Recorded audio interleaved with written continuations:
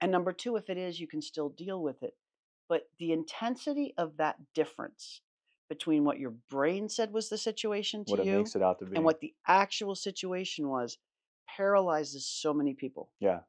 And I really recommend that you take the time to do what we did together, Mhm. which honestly, just to be fair, and we're Yeah. talking about budgets, is just sit down and write down every expense you have and write down what your actual debt is. Mhm. Once you get those things on paper, the doors open. It becomes a thing we manage at that point. Yeah. And that was so extreme for you It was. I that mean, like you are my poster child for that story. that 100% changed my life from that point. It wasn't just a year of stress. It was 5, 6 Oh, I years didn't of realize they'd gone on built that up long. stress just in my head, like thinking Wow. about all of this stuff.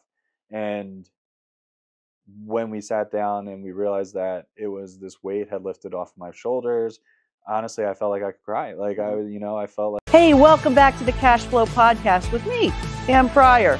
Glad to have you here where we talk about everything money related in your business. So without further ado, let's hop right in. Welcome to the Cash Flow Podcast. We're thrilled to be back this week with some really exciting news from the Fed, where they have cut the interest rate. Let's find out what that means for you in our news segment. Then we're hopping into a fun brew we've had from this brewery before. I have not had a sip yet. Ellicottville, I said it right. Ellicottville Brewery. We have a new fun one to try in our brews segment. And then finally, in our scale or fail segment, one of my very favorite topics, we're going to talk to Francis about budgeting and forecasting. Now, don't run away. It's not as bad as it sounds. The budget word actually is a really positive thing for you and for your business. And we're going to show you why today. So stay tuned and we're going to hop right into the news.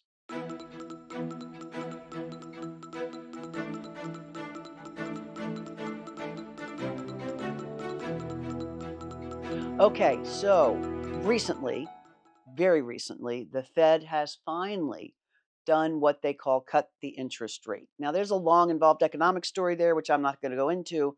But basically, what does this mean for us normal people, both as consumers and as business owners? And there are a couple of implications, although my general warning to you is don't overreact, right? If you see on the news that the Fed's cut the interest rate, it's not necessarily time to go jump in and say, hey, let's refinance the mortgage, or let's go borrow some money because the interest rate is down, or let's move all our money out of savings because all of a sudden we're not going to make good interest on savings anymore.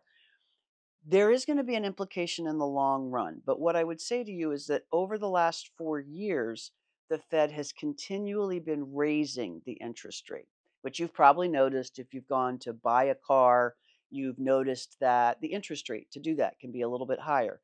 If you've gone to buy a home, you've noticed that the interest rates have crept back up. If, most notably, you've had a savings account of any kind, then you'll notice that all of a sudden those savings accounts are starting to make interest. Before the pandemic, you put money in a savings account, you'd be lucky if you saw like 0.5% interest. And recently, these banks have been competing, offering like 5%, 4.5 or 5% interest for money you put in savings. So, what does this all mean if you break it down? Let's talk about it from the consumer side or the business side if you're needing to buy stuff. So, first of all, what it means is if you need to buy stuff and borrow, that you'll just pay a little bit less for it now. So, where you may have had an interest rate on a car that might have been, I don't know, they still are pretty low on cars, 3 or 4%. Now you might get one for 2 or 3%. If you have noticed that your credit card, if you're getting new credit cards, that the interest rates have kept creeping up and up and up, now you'll see the opposite start to happen. They'll creep down a little bit. If you do want to remortgage, if you happen to buy your house at a time, or a boat or a car, anything really with interest, at a time while these interest rates have been high the last couple of years, I don't know that again, not financial advice, not investment advice, but I don't know that I'd jump right now because when the Fed does these things like cut the interest rate for the first time in 4 years, it takes a little bit of time for it to flush all the way through the banking system. And truth be told, the bets are that they're probably not done cutting the interest rates. So In essence, what they did is raised interest rates to try and control inflation. Now that inflation's somewhat under control, they're starting to reduce the interest rates. And like I said, there's a whole economic background for it, which is kind of interesting, but not for the cash flow podcast. And you just need to know, like, don't jump too quickly. Wait and see what happens. Inquire a little bit. Keep an eye on your credit card.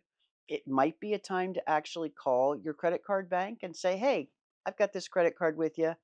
I'm thinking of moving to a different credit card company. Can you bring my interest rate down? So, wait a week or two and give that a try. That is always a good tip, by the way. Massive hack that we should note is in this episode, Francis, because if you've had a credit card, personal or business, for any length of time, you can always call them and say, hey, I'm actually thinking of leaving, I don't know, let's just say Capital One and moving to American Express or moving to Discover or Barclay or some other bank, and say, hey, unless you can maybe bring my interest rate down a little bit if you're rolling a balance on the credit card. That's always a good thing to try and do, but now in this next month or so, that'll be a really good idea. What does it mean for you on the savings side? So, one of the things we noticed is that over the last 4 years, some of my clients who've been putting more and more money in savings for whatever reason, they're building cash to buy something or do something, is the interest rates have been creeping up on these savings accounts. All of a sudden, if you buy a certificate of deposit or you get a treasury bond or you get a savings account, those interest rates have been creeping up. And I don't know if you remember pre-pandemic, but truly it was like zero interest rate in savings. There was no difference in putting your money in a checking account or a savings account. Now, to Discover, Capital One, any number of these bigger banks, Barclays, Relay, all of them, they're offering some pretty good percentages for saving. So I would just say keep an eye on those accounts over the next quarter or two and see if yours is coming down, if you're getting less and less of an interest rate on your money, particularly if you have a lot in savings. And if you do, just make sure you check around to some competitor banks and see what they're offering. And I will tell you, I get no affiliate fee from these guys, although I should ask them to be a sponsor. NerdWallet really keeps an eye on this stuff for people. Two things it keeps an eye on. One, what's the best credit card for your particular situation? And it includes an assessment of the interest rates. But the second is also where's the best savings account to put your money in. So those are the couple things I want you to keep an eye on. This is a big deal, this interest cut, because it's been a while since we've done it. And you might see inflation has stabilized a little bit. You're not seeing those egg prices go up anymore. That's why they've been able to now start to cut interest rates a little bit to get people to start buying more stuff. So that's what we're in for. And that's the wrap on the news segment this week. And stick around though for Scale or Fail, because we're going to address in that after our beer segment, mind you. We're going to address in that one of the important things that relates to those interest rates a little bit.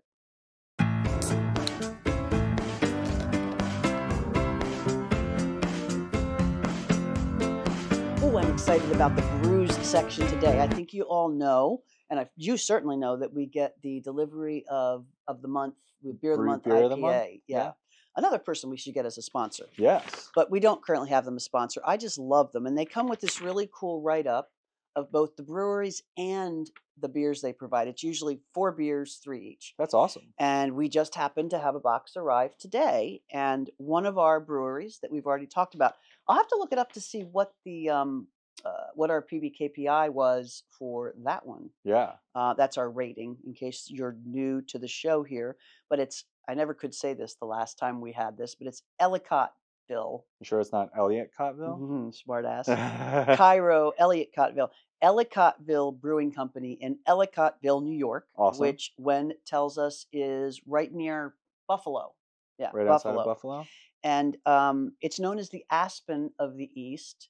And just as a reminder, that's why these guys started their brewery there 30 years ago. It's 3 guys. And they started it there because they had been to Colorado, where brewing was just starting to take hold. Mm-hmm. And since this was Aspen of the East, they thought, hey, we love beer. We're going to bring that brewery Bring it all feel the way over here. back here. And they did it. The beer today I'm very excited about. And I don't normally read like all of the key things about the beer, but this one, like on paper, has should be perfect, everything. right? It should be perfect, which makes me think I'm going to hate it. But it has everything on it. So it's a New England style IPA, Mhm. which we know I'm a sucker for. It pours a pale golden color, and it's got a fleeting head, so it's not a really heady, creamy kind of beer. Yeah. And on the nose, so when we smell it, it says a lot of grapefruit and orange, which we love. And then it starts to talk about the bitterness and says it's really firm bitterness. So I love that. You do like So your bitter I do beers. like my IPA hop pop there for sure. Ugh, And then it says slightly dry and ready for the next sip is how it leaves your mouth at the end. So it's a 7.0 alcohol 7.0. by volume. Gotcha. And the bittering units, the IBUs that we've talked about, are 75, which is a lot higher than some of the ones we've been tasting Yeah, I recently. was gonna say that sounds like a bitter beer. Yeah, and just a quick reminder on the IBUs, that's sort of a bitterness scale for the hops. Mhm. It doesn't necessarily mean the beer is going to be that bitter, but it does talk about the hops that are used. And two of these hops we've had before. Two of them I don't think I've tried or known I was trying before. The two we've had are Sabro and Cascade. Mhm. But then Holler Tower, which I'm going to need to find more about. We have a Holler Tower Magnum and a Holler Tower Blanc. Is that German? The Holler Tower is spelled like German, Okay. Tauer. The Blanc, I think, is a French. Blanc is a French word, like Sauvignon Blanc and Yeah. things like that. Um, but the Heller Tower, apparently, the Heller Tower Blanc is one bringing the grapefruit feel to it. Gotcha. So I am very excited to try this, and I think we ought to pop it. And you want me to try it again, don't you? I You've left it there do. for me to I try with the have it spoon. ominously sitting there. You did it so well last I time. I did. want to You see if you can showed. do it All right, again. let's give it a shot here. So I remember I grab it like this, Lower. Yeah, right. lower, Like no, you want the beer to be a little bit lower. You want the lid to be right on the inside, like here. right there, and I Yeah. put this finger out for left. This finger wraps around the inside, Yep, and then the spoon comes on top of that finger. right. Yeah. And we just flip it. And the other way. No, you want to use the other side of the spoon. God. No, the other side of the spoon. Oh, Like that the yeah, the side. spoon. Oh, the spoon. Yeah. I have such a good memory. And then we use this finger for leverage. Yeah, and you're popping. There you go. Might have to do It's it not twice. as clean as There when you you do go. it, but it You're worked. getting better at it though, and this is gonna be a cool party trick to whip It's an out. awesome potty trick. Potty trick. Potty trick. Are you doing potty beers, Pam? I used to be able to speak. Now we have Cairo, Ellicottville, and potty trick. So yes, potty trick. Here, Is I it will let either you that do the or from pour, Brooklyn and let's see what we got or here. I'm going to Boston? It's watch the Boston, pour just right? because I'm curious about the color. Oh yeah, I do like that color. That is That a good is nice. It color. did say to drink it in a tulip or a glass like this wine glass. So we're in the right kind of glasses. This is a nice pour Oh, I too. A do little like bit that. That's a headier. good percentage ahead there. I Yeah, like this that. one's for Oh, you. thank you. Because you know I'll drink the whole thing. Yeah. Cheers. Cheers. All right, let's see what we got here. All right. It smells really, Oh, really yeah. citrusy. Definitely get a lot more citrus than I was thinking was going to come And from this is a this. mimosa, it's called, right? Mimosa, yeah. I definitely get the What orange. is a mimosa drink? What's in a Mimosa mimosa? is champagne with a lot of That's people. It's right. like champagne with a splash of orange juice. Orange juice. Yeah, That's it. That's what it. Yep. And that is what it smells like. it smells like really, really strong Like a orange, right? mimosa. All right, let's see here. I'm ready. I'm ready. Grapefruit and orange, like right off the bat. Yeah, it like punches Like you a in the face. mimosa. Yeah, it really punches you in the face. That's like you're drinking a mimosa. Like that tastes like that sip of champagne. It does. Oddly, does not taste that. It initially doesn't taste that much like beer. It's pretty dry. Like you know what I mean? That was something that they had highlighted in the I brief, right? really like this. It's a bright. It's very aerated and Mhm. bright. Um, it does leave that dry taste, which I love Yeah, after an IPA. That sort of hoppy taste. It's not as bitter as I expected. it's not bitter. I wouldn't call it bitter in any I way. wouldn't either. And I like it. It like I could close my eyes, and you could probably put this in a champagne glass and do like a blind Coke Pepsi test. And if I didn't, like, I'm sure if I had them next to each other, I'd be able to tell which was which. But I could take a sip of this and be fooled that it was actually a mimosa Yeah, and not honestly, a beer. and it's interesting too because like on the nose, the scent, like I don't smell beer at Listen to all. you on the nose. We have nailed it, haven't we? all I get is like orange Mimosa. juice. Yeah, if I had been blindfolded and you put this in front of me and told I me to always want to smell it, make Gwen taste this one. I mean, when, I don't know. Is when drink? Yeah, well, No, they'll sample stuff Okay, sometimes. I'll And tell you that I'm will very probably hate it curious. regardless because I don't like. Do you like mimosas? Yeah. Take a sip. Sure. That's why I'm thinking you ought to sip it because I thought you liked Wow. mimosas. It's very orangey, right? It's like it's orangey, but it's also like almost like a passion fruit. Like it's Yes. Mhm. very mango-y almost. Mm-hmm. Oh yeah, I didn't even think of mango. It's kind of pineapple-y too. It has like a pineapple I vibe don't to get it. beer. Well, I do because I like beer, but Yeah, that's weird. it's It like doesn't taste not like how beer. it smells, but I don't hate it. Yeah, it's not Yeah, beer. I'll I'm tell you like that. this almost tastes like a mimosa. Nicely done there, Ellicottville. I like that. This is a good brew. I would get this again. Now, what I don't know, I know it's available in New York, Yeah. all of Western New York.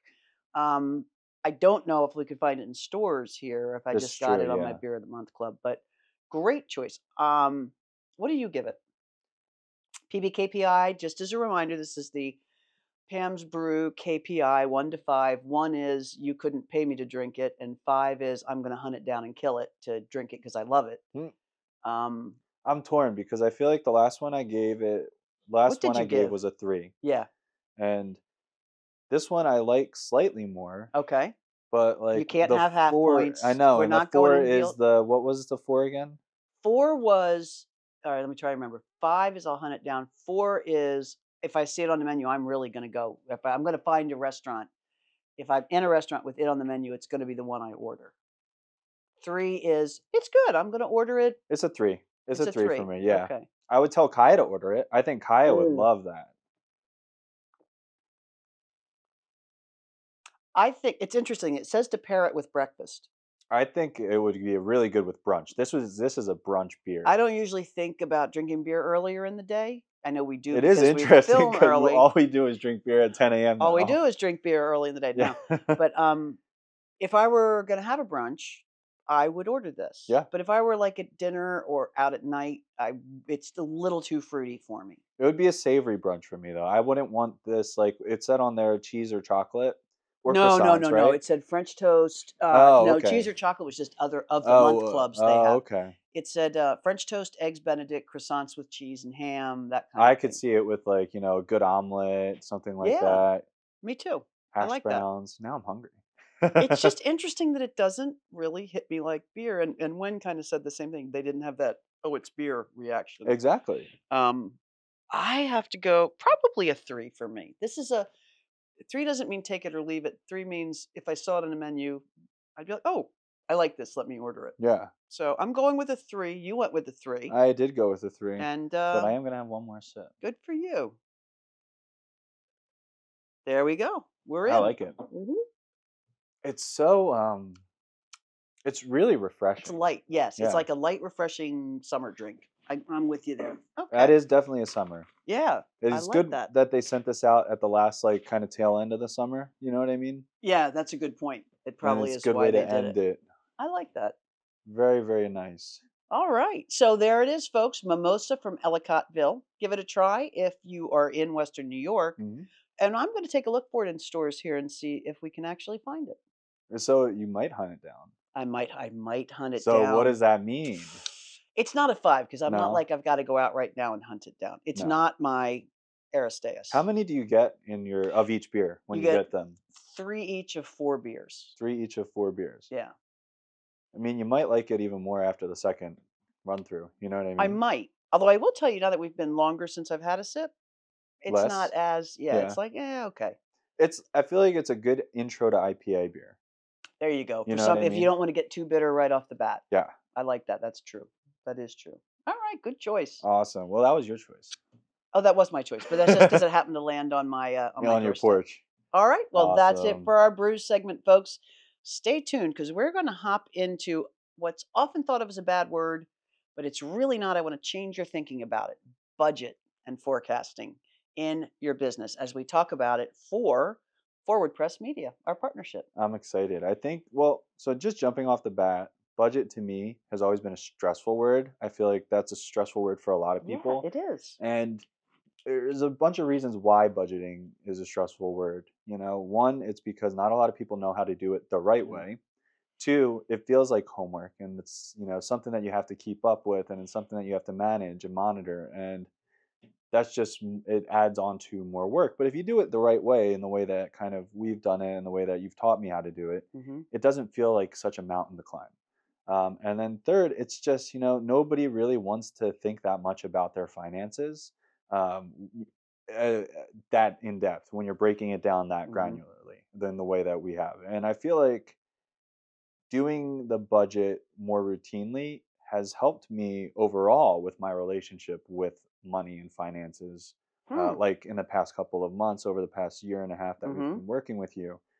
So I just kind of want to start by saying, that budget, it does have such a bad reputation, but I feel like it's a misconception. And if you teach it the right way, and if you can learn it in the right way, it doesn't feel as bad. I think that's a really, really good point. And the word itself has a negative connotation Mhm. because we use it as sort of a restrictive term. Like Yeah. if you're going to budget your time, you're going to restrict how much you have. If you're going to budget your money, you're going to restrict how much you can spend. Yeah. And I almost want a new word for it. And there's somebody who came up with a really, really good word for it. I cannot remember what it was, but I remember thinking, wow, that's the way to look at it. And it's more of an allowance. Yeah. It's like the word allow has a lot more, like, to me, positive feeling than budget. Budget Yeah. feels restrictive. Allow feels like it opens things up a little bit. So I think a big part of why people are resistant to budgets is it goes along with all that other money mindset stuff. Yeah. It's scarcity, Yeah. right? And I want the budget or the forecast, which is why I like the word forecast better, Mhm. to be more expansive. And it's I think it unnecessarily adds to the stress about money management because people think, well, I'm going to hate the budget because Yeah. it's going to tell me I can't spend money, and I hate money anyway, or I think money's scarce anyway, so it's just going to reinforce that for me. Yeah. Can I jump in really Yeah. quickly with something? Because one thing that you said that stands out to me. So, from the way that you describe it, is forecasting and budgeting one and the same, or does budgeting contribute to forecasting? I kind of want to make sure that we go through that part as well. This is really a matter of feel. Hmm. It's like it's semantics, right? So some people use bills and invoices are another term like this. Are they the same thing? Or are they not the same thing? Well, if you get down to technical accounting definitions, sure, they're different, but how do people use them? Hmm. And I think in most of the world of entrepreneurs, people use budgets and forecasts interchangeably. I tend to actually mold my definition of those words to how an individual entrepreneur thinks about it, Gotcha. right? Okay. So, as you know, we're very bespoke in our services. So, every entrepreneur, our whole job is to translate accounting and finance into what works for them, what makes sense for them, use the Mm. terminology and the cadence and the presentation that most suits them because Yeah. otherwise it's of no use. So for me, the differences comes from my corporate upbringing. For me, budgets were what we put in place for the year that said restrictively in Mm. your department at DuPont, you can spend this much money on these things. Gotcha. And the forecast was every quarter, we would come around and say, okay, we have our budget. We know what we've done for the first quarter. We still have our budget for the rest of the year. But what do we really think is going to happen? And the forecast was the thing that we really thought was going to happen. And we never really dealt with it. We just sent it up to the powers that be to say, you guys figure this out. Okay. Um, so that's one way to look at it. Another way to look at it is a forecast is really at any point in time, here is what I think is going to happen. Hmm. And it helps the entrepreneur understand how I need to think about taxes on this much income for the year, or that's when I can hire somebody is out there where I forecast we're going to have this much revenue. And a budget is something that you're, again, restricting your spending to. Oh, this is what I can spend this month. Is it right to think that budget is real time and forecast is long term? That is sort of how it plays out a little bit. Okay. Um, because the budget would still stay in place, maybe even for the same period as a forecast. But one is what you're trying to constrain yourself to, and the other is kind of here's what I think is actually going to happen. Gotcha. So even though those are the official definitions, the way I like to think about it is whatever the entrepreneur thinks. Mhm. So, what I'm interested in hearing from you is what do you think? What is a budget and what is a forecast by your definition? So like over the past couple of months, I mean, personally, we've been working on Yeah. our finances with Yep. you. And then in the business, we've been kind of building out how we plan on Hmm. using things. And I think that the budget for me, the way that I've been looking at it, is more of guideline, right? It's this is what we can spend right now. I This like is what that. we can afford right now. This is where we can allot our money. Hmm. And then forecast, the way that I'm looking at that is long term, the way that we build out our spreadsheet for our budgeting Love it. is when I'm looking into next month, the month after that, the month after that, and Okay. next year, and looking at how much we're going to pay down in certain areas of Yep. debt, how much we're going to save in this area. And then for the business, it's kind of the same. With the budget, it's how much we can afford to spend in certain areas right now in order to better the business. Hmm. And then the forecast is, long term, like, do we have this for next month? What Got do it. we have in the future? How far out can we plan to hire? Got Different it. things along those lines. All right. Then I'm going to do with you here exactly what I would do with any client Yeah. and say we're going with that definition. Okay. So, in terms of your personal budget process, you know kind of what we've done. And just as a starting point for people, if you're ready to think about budgeting, call it whatever you want, but stop like thinking of it as restrictive because it's the opposite of restricted. So, I want to make one major point before we start the rest of this conversation is the fact that we put a budget in place for you and that you call it a budget is kind of irrelevant. The day we did that, Hmm. was the day that years worth, or at least a year worth of stress about not knowing what the hell was behind the door Yeah. just disappeared. Yeah. So to me, a real budget that you put in place becomes the thing that absolutely pops the cloud and off it goes. It's Hmm. not there anymore. So just to kind of rehash, if you don't mind me saying this, you're the editor, so you can cut it Yeah. out if you don't want me to. But coming into our first meeting about this, you were like, everything's horrible. We don't have enough money for anything. Yeah. I'm going to be arrested and go to jail for all sorts of things because I can't pay my bill, blah, blah, blah. Yeah. The minute we actually looked at what was there, and I remember you were kind of like, what? Yeah. It was, remember I talk about a tiger or a kitty cat behind the door? It was a kitty cat behind the It door. was it was a hamster behind the It was a hamster behind the door. door. And but what the budget did for us was literally make that whole horrible feeling go away. Yeah. And that feeling, tell me a little bit about the change in your total outlook on life, on Yeah. business, on marriage, on everything between the day before we had that conversation and the day after we had it. Yeah, I think, well, one, I would love to dive a little bit more into that. Okay, Like cool. just because, I think it's really helpful because I think yeah, it's a very common issue. I know so many people that have these, money things that it's built up, and so many reasons why they're afraid to talk Yeah. about them, or embarrassed to talk about them, or they're afraid to have these conversations with other people Hmm. because they're afraid that they're Nobody the else only does ones. this. Yeah. I'm the only one who would I'm be the this only person stupid. that's ever been in this Yeah. situation. But, going back to it was around a year It has ago, been that long, hadn't right? it? Yeah, it was a Wow. year ago because it was right, it was scalable, or was it podcast movement I that think it we was were at? podcast It was movement podcast where you movement were we so were at, stressed. yeah, and I was just really stressed. And basically, every as most young people Hmm. do, they open credit cards, they let the debt get away from them, And you they knew you were spend too getting married much. soon, so you have this dual Exactly. responsibility now. Yeah, and in addition to that, you're feeling. This is just my personal issues, but in most relationships, you feel the man feels like he needs to provide Hmm. in a certain way, and that's not how our relationship is in any way. Right. Me and my fiance are But very much a genetics make you team. go there. Yeah, Right. we're very Yeah. much a team. We very much look at everything as, we're working together Hmm. on this, but just inherently you have this kind of driver in the back of your head, like, I need to do X, Y, and Z. Hmm. I bear the weight of this all My by job is myself. these things. Yeah, Yeah. exactly.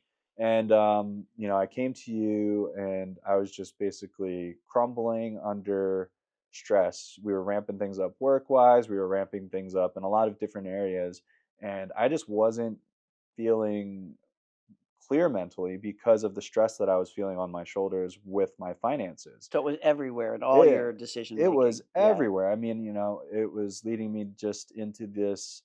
depressive hole of, I don't feel like there's a future here There's no because of way X, out. Y. Yeah, there's no way out. The doors are closing in, the box is smaller and Hmm. smaller and smaller.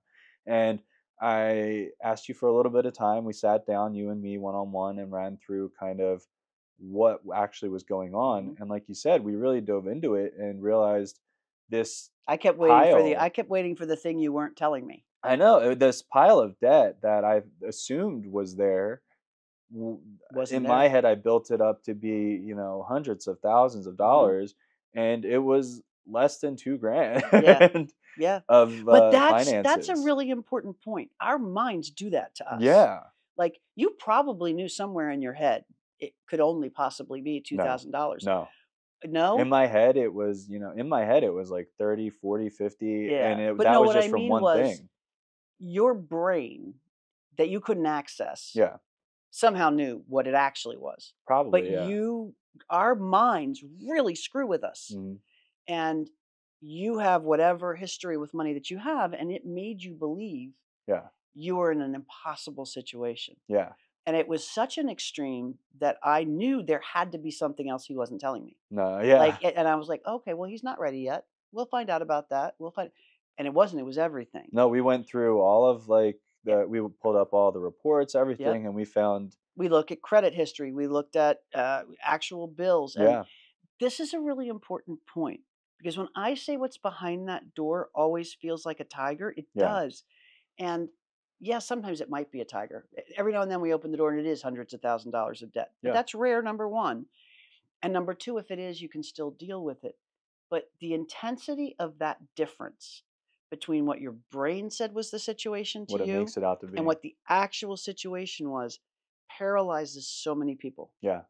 And I really recommend that you take the time to do what we did together, Mhm. which honestly, just to be fair, and we're Yeah. talking about budgets, is just sit down and write down every expense you have and write down what your actual debt is. Mhm. Once you get those things on paper, the doors open. It becomes a thing we manage at that point. Yeah. And that was so extreme for you It was, I that mean, like you are my poster child for that story. that 100% changed my life from that point. It wasn't just a year of stress. It was 5, 6 Oh, I years didn't of realize they'd gone on built that up long. stress just in my head, like thinking Wow. about all of this stuff.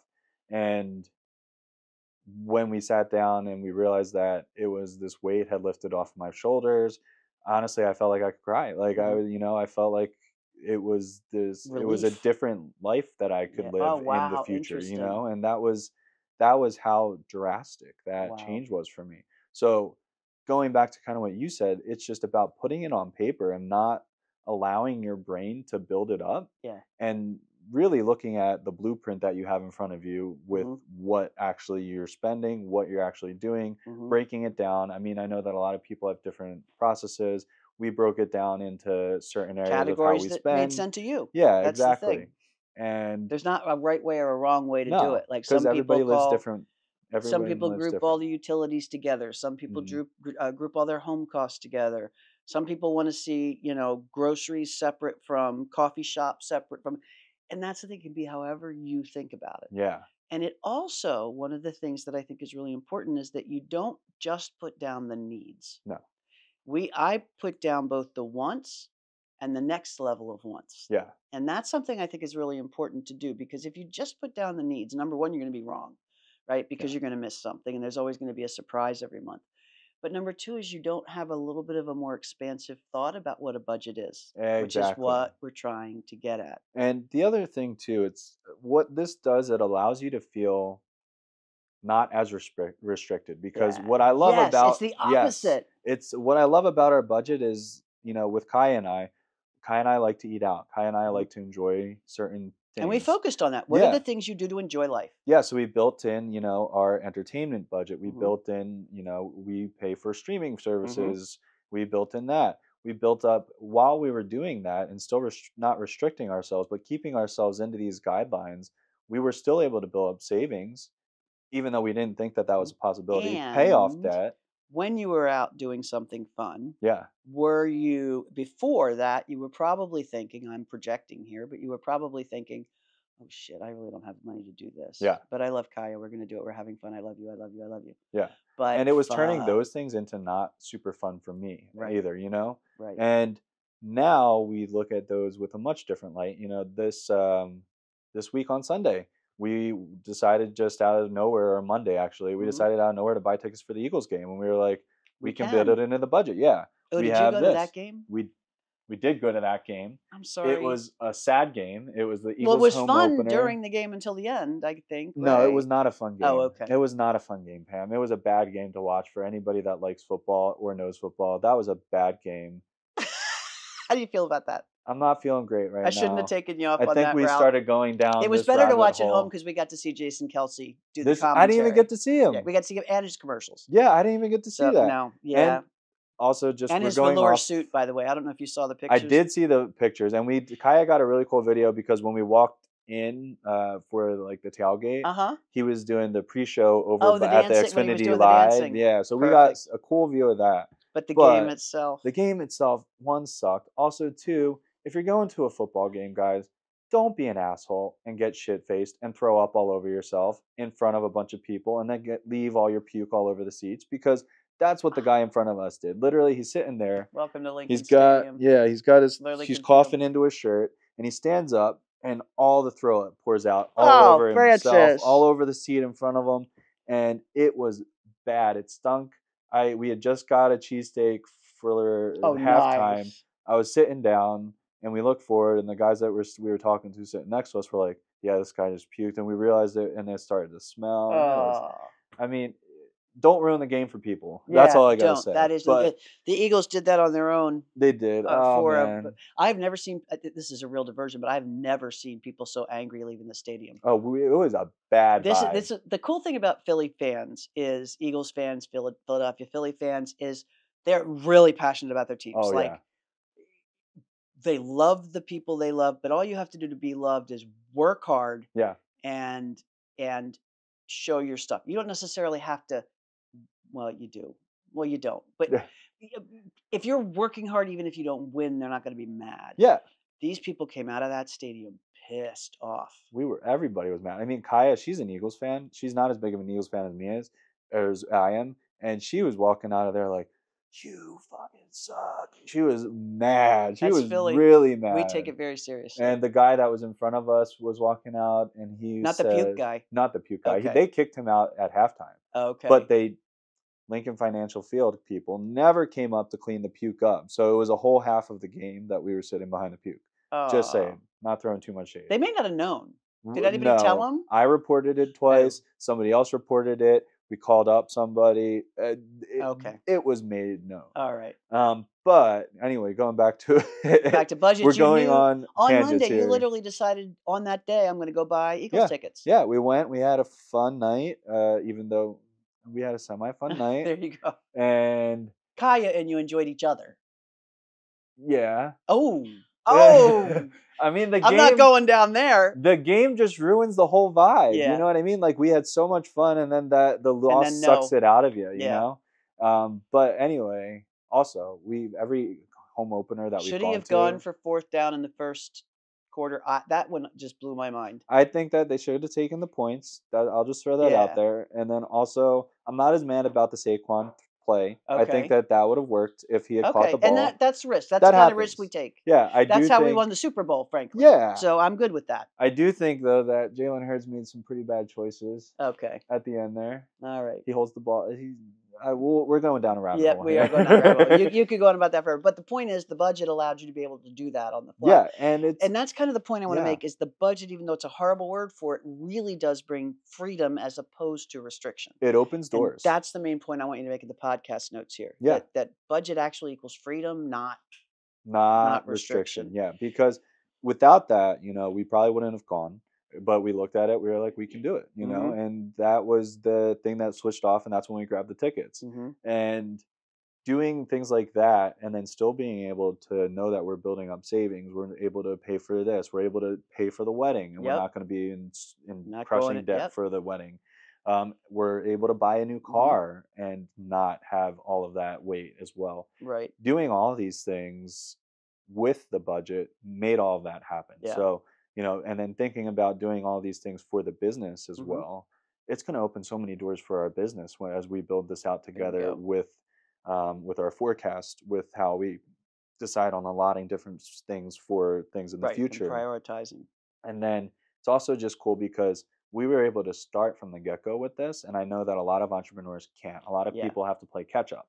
And I do think that no matter what point you're at, even if you're at a point in your business where you don't feel like it's a Hmm. possibility, just sit down and put it all on And do paper. it. And because then you know exactly what you can do in your business, you know Right. exactly how you can expand, how you can The grow. hole doesn't get deeper. Exactly. And Yeah. you know what you can do Hmm. to solve the problems that you have in your business, you Yeah. know? It's really, really true. And I think the major points I would want to make is that it really is exactly that we're talking about a personal budget, but it's Yeah. exactly the same thing for a business budget. And we're just starting out. Yeah. So we'll be able to talk about, and we will in a minute, how to deal with the business budget. But even if you've gone a long way in multiple years without a budget or a forecast, it can't hurt to put it down because even in my business, Mhm. where we've had revenue, and here's the problem with revenue kind of hides all ills. Yeah. I have this horrible tendency of buying stuff Yeah. like software, this because poor Francis has to clean up behind me. So does Wen. Like it's, oh, that looks cool. Let's try that.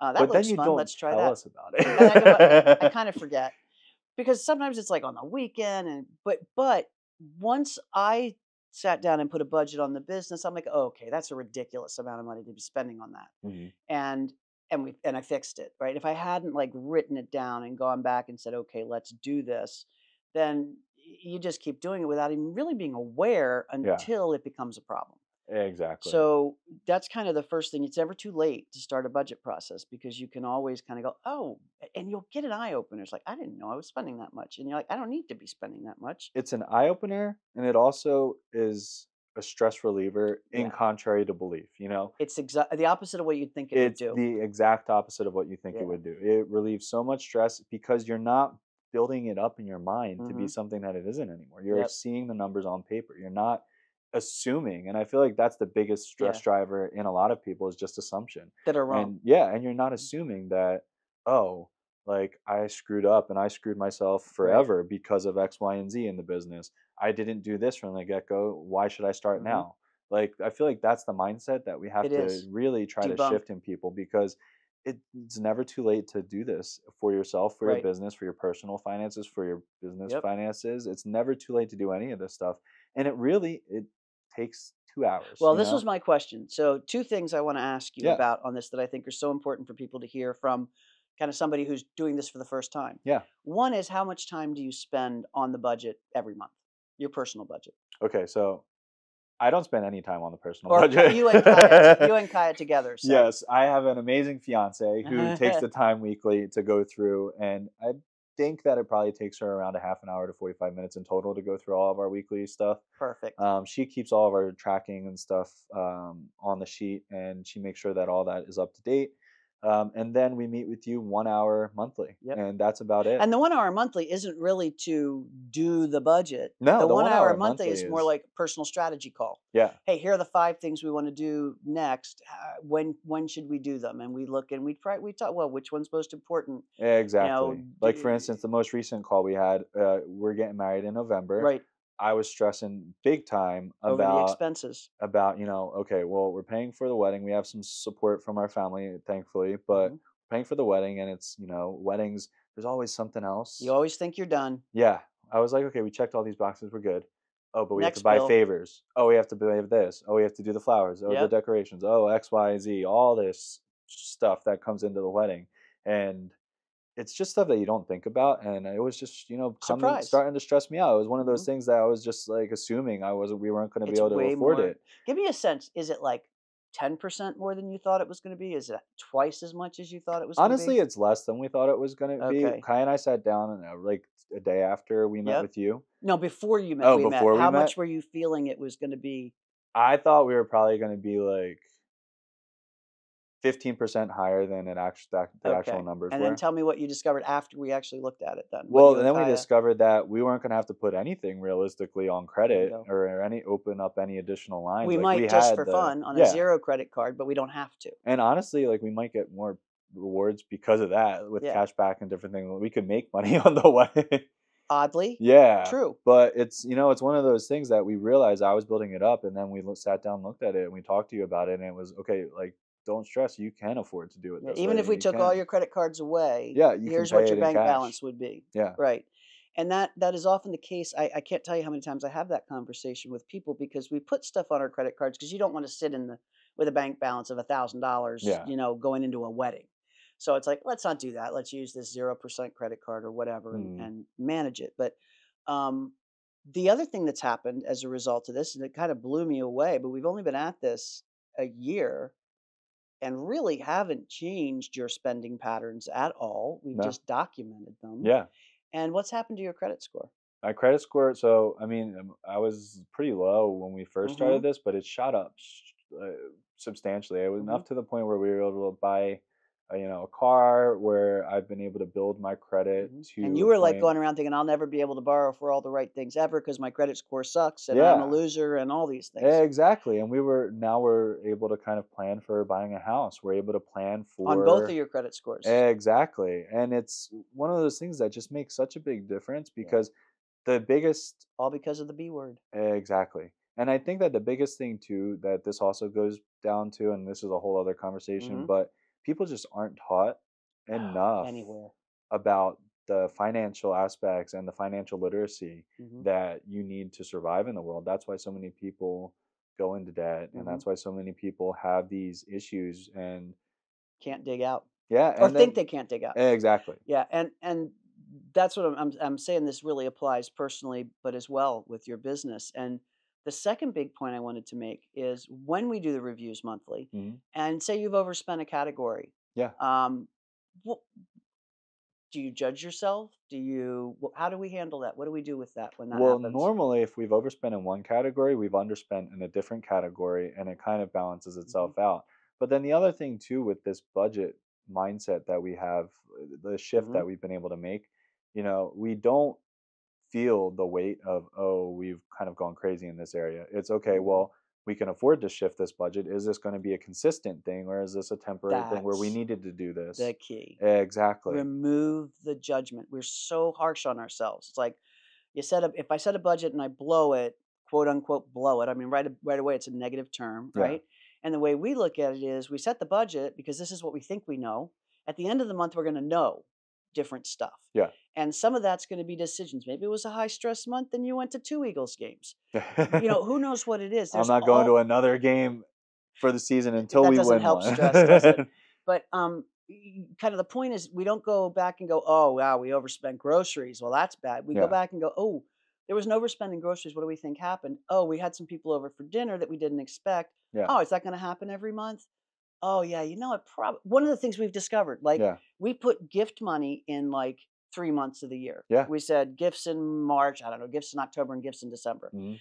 And what we realized is over like 3 or 4 months, there was always a gift of some sort. Mhm. So what do we do? Instead of going, oh my God, you guys are just spending too much on gifts, we said, there's going to be a gift every month. Let's put that in and figure out where we might take it out from, Mhm. or if we want to sacrifice some of that savings. Yeah.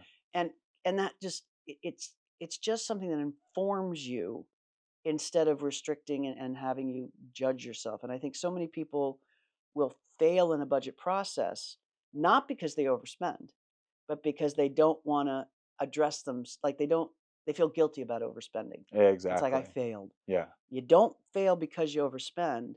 You fail if you stop then because you're like, I suck at this. 'Cause you Mhm. don't suck at this. You're living life. Yeah. And God, shit happens. Shit happens in life, especially when you run a business. Right. And sometimes we make decisions for reasons that don't make financial sense. Mhm. And that's okay too. Yeah.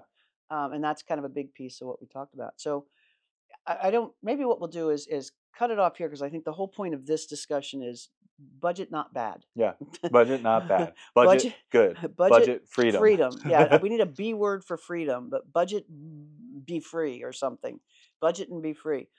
But I do, very similar conversation related to the business. Maybe we'll do that at the next event, at the next podcast. Is literally talk about okay, how do we transfer that now into doing a budget and forecast for the business that's not threatening, but frees us up emotionally and mentally to Yeah. do what we need to do. And I think that'll be a really good thing to harp on. I do want to, like, additionally, in addition, Hmm. uh, also, for, And we're plus, going, yeah. we This week we brought to the table another partnership that we are going to be working that's on, right. and building out these budgets and setting all of these things up for success in this way. It really allows us to make sure that every cog in the business is working to Yeah. support itself. And the thing that's really good about this is one of the people that's a partner with you Yeah. is somebody who has had, still in the beginning phases of the same feelings you have about your Yeah. personal finances. So it's a very cool thing for him to get to go through this together, both budgeting for the business and budgeting for himself kind of Yeah. at the same time. Yeah, and it really, I just, after talking and having conversations with him specifically, it's he's going through that same journey that I am Hmm. gone through. Like, I don't So want to I see, I don't can, want to see, I don't yeah, want to see. and I can really relate to that, and just knowing what is to come for him with the Hmm. relief is huge. Yeah, it's awesome. And Hmm. it's pretty much guaranteed. Even if the tiger is a tiger. Yeah. And I honestly, in my lifetime, have had a couple tigers where I'm like, oh God, I really got myself in a hole here. Hmm. And the only thing that gets you out is literally going, okay, this is what it is, Yeah. and here are the next steps. And it just allows you the freedom to go, oh, it's gonna be all right. It Hmm. doesn't just keep getting worse. It can keep getting worse if you don't just do the thing to kind of get your hands around it. So. Yeah. Fight Well, the thank you tiger. so much. I really appreciate you sharing so much really personal information Yeah. because it's a topic that I'm really hell bent on um, Stigmatizing. yes, Yeah. yeah, because there's not a human out there that hasn't had some sort of financial panic or issue or problem. Well, there are some. Yeah. We don't need to talk about them, but most of us Yeah. Of have been course. through something that's been like, oh God, the sky's falling. I think it's so important, just from my experience, because through life I haven't heard many stories in Hmm. this way, Yeah, this type of story. yep, And it, if my story can help anybody, yep, relate, or if anybody is listening to this or watching this and they can put themselves in my shoes from that point of view, and just know that huge, they can overcome it, and that it doesn't need to be this thing that is the impossible. end of the world for you, I love that. yeah, It's that I'd so love to important, share it so that other people can feel that, that relief. there's hope. There's hope. And I think it's important to know a lot of times people share these stories and it's like after they've become millionaires, Oh yeah, I'm not a millionaire right? yet. You're not a millionaire and you're not like struggle free No. and you're not able to just kind of, not think about money at all. And that's, Yeah. I think, the point to make is you're still on the journey and you're sharing it. Hmm. And I'm still on the journey We're and all, sharing yeah. it. So it's just not and it should not be an embarrassment to anybody to have what they perceive as money problems. Yeah. Sometimes they really are, sometimes they're not. But thank you, because I Yeah. think you're setting a really important example. Yeah, of course. And just like one more kind of thing to add on to there is, a lot of the people that you think have it all together are the ones that are feeling this way. Like, I So know true. so many people that looked at me and they thought that I was the one that didn't Had it have all this worry, together. And a lot of the people that you might think don't have this, Hmm. they have an embarrassing money story, they have a struggle, they have They do. anything that you're going through as well. What I'll do on the stage a lot when I'm doing speeches in rooms of anywhere from 20 to 1,000 people is I'll say, look, right now I want you to think of your most embarrassing money story. I'll Mm, give you a minute to do that. Once you've got it, I want you to raise your hand. And I wait a couple seconds. And then I say, now I want you to look around this room. And then I'll say, okay, keep your hand up if you think yours is one of the most embarrassing money stories. Almost no hands go down. yeah. So whether it's the person who is clearing the tray from the room or the person who's running the event that you think has their shit together, Yeah. their hands up. They've got an embarrassing money story, and either they're in the middle of it right now Hmm. or they've had it at some point. So it's just we really want to remove the shame. Yeah. Yeah. I love it. Cool. Well, thank you. Thank you. Folks, thank you for joining us for a actually pretty deep cash flow here I today. know, I didn't realize how deep we would get into Yeah, that, but I I love it. know. And I'm glad we did, though, because I really do think it was an important, not diversion, but an important dive before we talk about budgeting in the business. Hmm. And I hope you all join us for the next episode because we will take that a little bit further. Not quite the emotional pieces of it so much as the practical pieces of doing a budget in the business once you've gotten over the hurdle of what does budget mean. Yeah. So thanks for joining us. We're thrilled to have you. If you like this episode, please hit like, subscribe, watch our other episodes. We are following along a journey here called Fail or Scale. Not Fail or Scale or Fail. We intend to scale, not fail, but we've started a partnership, and we're going to talk through a lot of the things that we're going through as we build that partnership together. Yeah. So please stay tuned, join us, have a beer with us every session, and then we'll always talk a little bit about the news as well. And we'll see you next week. We'll see you next week. Thanks so much for watching the Cash Flow Podcast with us. We want to bring more and more of this to you, so please like, share, subscribe, comment, so that we can keep bringing more of this content to you.